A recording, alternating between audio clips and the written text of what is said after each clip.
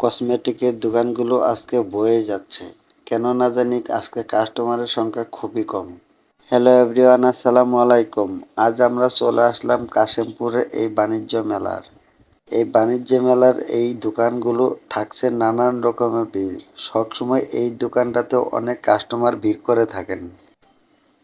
প্রিয় দর্শক, আজকে কিন্তু আপনাদের সামনে আকর্ষণীয় একটা দৃশ্য আছে। আমাদের সাথে কিন্তু মিম চলে আসছে। শুধু মিম ন, মিমের সাথে মিমের আম্মুও চলে আসছে। মিমকে একটা খেলনা কিনে দেওয়ার জন্য মিমের আম্মু সাথে চলে আসছে। তাই কয়েকটা দোকান ঘুরে ঘুরে দেখাচ্ছে যে কোন দোকান থেকে তাকে কসমেটিক করে দিবে। মিমের কিন্তু মোটেও এই দোকানে কসমেটিকগুলো পছন্দ হচ্ছে না। মিম কিন্তু বলতেছে, মা আমার এই জিনিসগুলো মোটেই পছন্দ হয় না।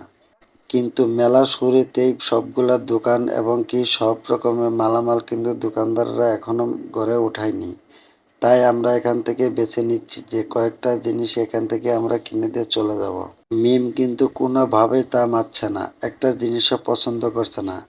এখন আমরা সামন দিকে একটু আগানোর চেষ্টা করছি। অনেক ত্যাক্ত করছে মিম, বারবার বলছে আরো সামনের দোকানে যাব, আরো সামনের দোকানে যাব, কিন্তু আমরা দেখতেছি সামনের দোকানগুলা ফাঁকা। এই দোকানগুলা দেখা যাচ্ছে যে জায়গাগুলা ফাঁকা আছে, এই ফাঁকা জায়গাগুলোর ভিতরে এখানে সব দোকানদার এসে বসবে।